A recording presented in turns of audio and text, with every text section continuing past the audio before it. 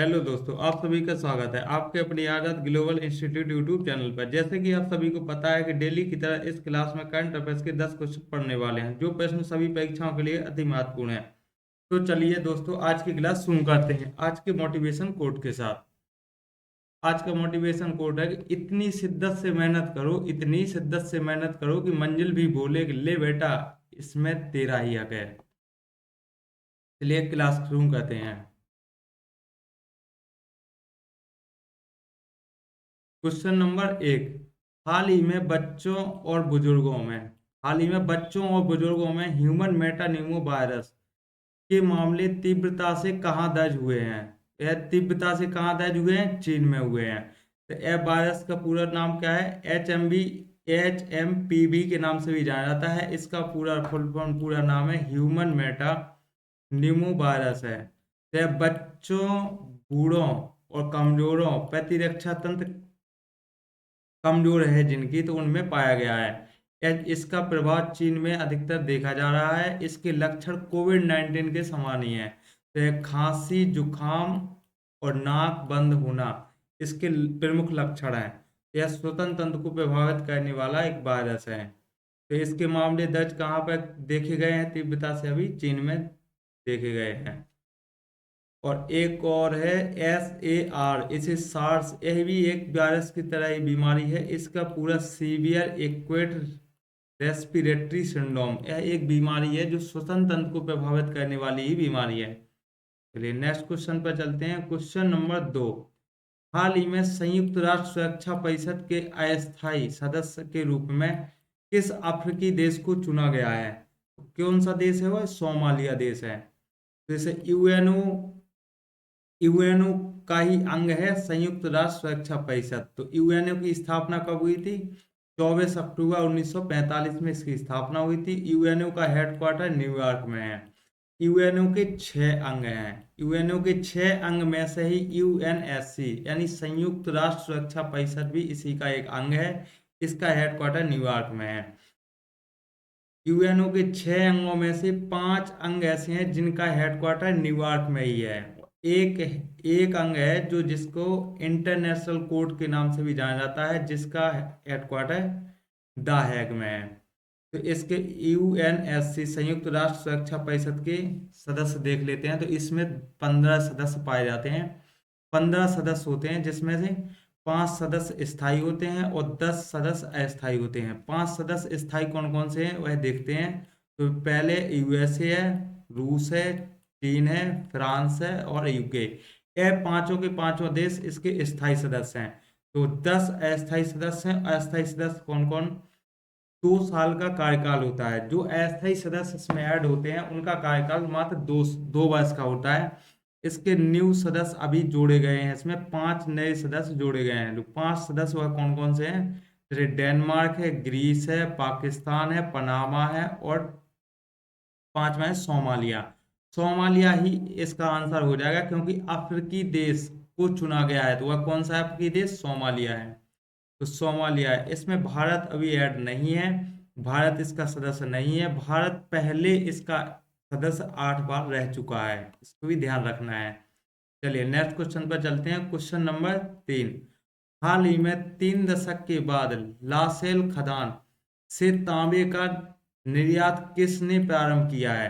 तो लासेल खदान का तांबे का निर्यात किसने प्रारंभ किया है? वह ओमान देश है। तो लासेल खदान कहाँ पर है? ओमान में है। वह एक तांबे की खदान है। तांबा यानी कॉपर की खदान है। ओमान देश में लासेल खदान है। यह 30 साल बाद ओपन की गई है। यानी पहले इसको बंद कर दिया गया था और 30 साल बाद अभी हाल ही में इसको ओपन किया गया है। और तांबे की और भी खदान देखते हैं, जैसे चिली देश में। चिली देश में भी एक तांबे की खदान है, चिक्किक मेटा एक खदान है जो चिली देश में है।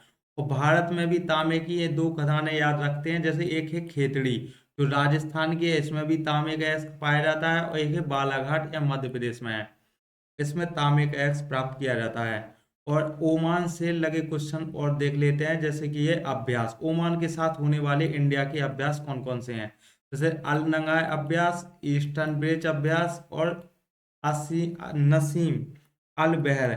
ये तीनों अभ्यास इंडिया और ओमान के बीच किए जाते हैं। चलिए नेक्स्ट क्वेश्चन पर चलते हैं। क्वेश्चन नंबर 4, वह सन 2025 में और इसके बाद जन्म लेने वाले बच्चों की नई पीढ़ी को क्या नाम दिया गया है? सन 2025 में या सन 2025 के बाद जन्म लेने वाले बच्चों की नई पीढ़ी को क्या नाम दिया जाएगा? इसे जनरेशन बीटा कहा जाएगा। तो जनरेशन बीटा को 1 जनवरी सन 2025 से जन्म लेने वाले बच्चे, जो सन 2039 तक जन्म लेने वाले बच्चे को किस जनरेशन में रखा गया है? जनरेशन बीटा में रखा जाएगा। और जनरेशन बीटा के खत्म होने के बाद कौन सी जनरेशन आएगी? अब जनरेशन गामा आएगी। और जनरेशन बीटा के पहले कौन सी जनरेशन चल रही थी, इसको भी ध्यान रखना है, जनरेशन अल्फा। और जनरेशन अल्फा के पहले थी जनरेशन जेड। ठीक है, क्वेश्चन नंबर 5, हाल ही में भारतीय कृषि में डिजिटल क्रांति लाने के लिए प्रोजेक्ट विस्तार किसने प्रारंभ किया है? डिजिटल क्रांति लाने के लिए प्रोजेक्ट विस्तार आईआईटी मद्रास ने प्रारंभ किया है।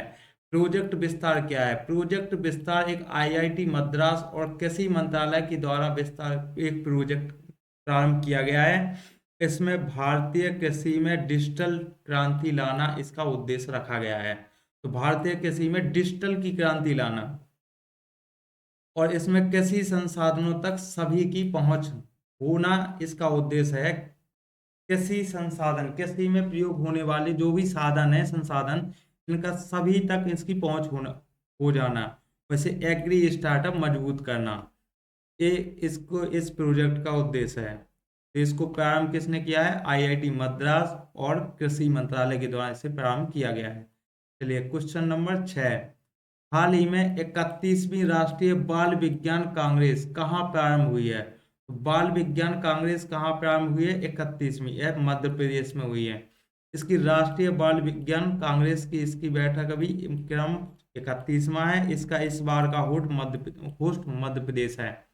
या भोपाल में इसकी बैठक हुई है और सीएम मोहन यादव जी के साथ। और इसकी विषय इस बार क्या रखा गया है? इसकी विषय में है स्वास्थ्य एवं कल्याण के लिए पारिस्थितिकी को समझना। और इसके 30वीं क्रम की कांग्रेस कहाँ पर इसकी बैठक हुई थी? वह गुजरात में हुई थी। 30वें क्रम की बैठक गुजरात में हुई थी। राष्ट्रीय बाल विज्ञान कांग्रेस की 30वीं क्रम की बैठक गुजरात में हुई थी। और देश की पहली वैदिक घड़ी, चलिए एक भी देख लेते हैं कि देश की पहली वैदिक घड़ी कहाँ स्थापित की गई? उज्जैन में। और सोलर सिटी के नाम से जाने जाने वाली सांची, यह मध्य प्रदेश की सिटी है। Solar city Sanchi Madhya Pradesh.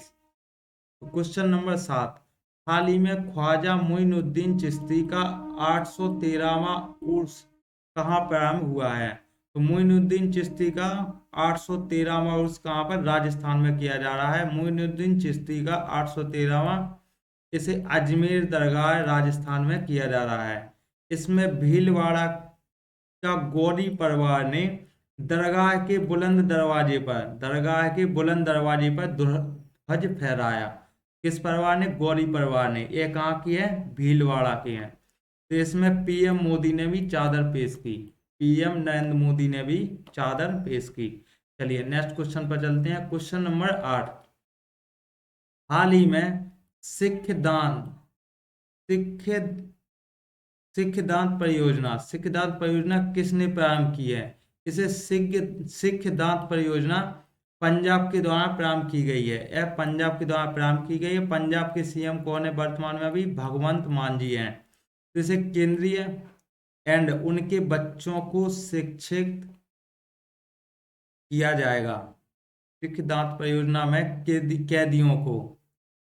कैदियों और उनके बच्चों को शिक्षित किया जाएगा। वैसे कौशल विकास किया जाएगा, यानी कैदियों को भी जो जेल में बंद हैं और उनके बच्चों को भी, जैसे प्लम्बर, इलेक्ट्रीशियन और दर्जी, यह कौशल विकास किया जाएगा उनमें। ठीक है, तो इसका आंसर हो गया पंजाब सरकार ने यह प्रारंभ किया है। क्वेश्चन नंबर 9, हाल ही में पद्म पाणि लाइफ टाइम अचीवमेंट अवार्ड किसे प्रदान किया गया है? हाल ही में पद्म पाणि लाइफ टाइम अचीवमेंट किसे मिला है? साई पराजवे निदेशक हैं और एक लेखिका है, प्रसिद्ध प्रमुख लेखिका भी हैं साई पराजवे। और इन्हें फिल्म साईं पराजवे की फिल्म कौन कौन सी है ये भी देख लेते हैं, जैसे चश्मे बदूर और स्पर्श फिल्म, इनकी दो प्रसिद्ध फिल्में हैं। इन्हें अवार्ड दिया गया है अजंता एलोरा महोत्सव में, इन्हें अवार्ड से सम्मानित किया जाएगा। छत्रपति संभाजी नगर महाराष्ट्र में यह एलोरा महोत्सव में इन्हें अवार्ड पद्म पाणि लाइफ टाइम अचीवमेंट अवार्ड से प्रदान किया जाएगा। किसको? साईं पराजवे को। चलिए क्वेश्चन नंबर 10। हाल ही में जम्मू कश्मीर और लद्दाख युगों से निरंतरता और संबंधों का एक दृश्य आख्यान पुस्तक का विमोचन किसने किया है? तो यह आख्यान पुस्तक किसने विमोचन किया है इसका? अमित शाह ने किया है। आख्यान पुस्तक, एक दृश्य आख्यान पुस्तक कौन सी है? इसका अमित शाह ने विमोचन किया है। अमित शाह वर्तमान में गृह मंत्री हैं। इसमें इस पुस्तक में कश्मीर का विस्तार इतिहास बताया गया है और अन्य क्षेत्रों से कैसे संबंध थे इसमें यह भी बताया गया है, और बौद्ध धर्म के बारे में भी जानकारी दी गई है। और इसमें अमित शाह ने कश्मीर को कश्यप भूमि कहा गया है।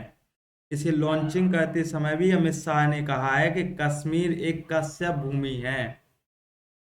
चलिए आज की क्लास यहीं पर समाप्त करते हैं। आई होप कि आप सभी को यह क्लास पसंद आई होगी, तो वीडियो को लाइक करें और ऐसे ही लगातार डेली करंट अफेयर्स की वीडियो देखने के लिए चैनल को सब्सक्राइब करें और बेल आइकन दबाना ना भूलें। चलिए आज के लिए इतना ही। जय हिंद दोस्तों।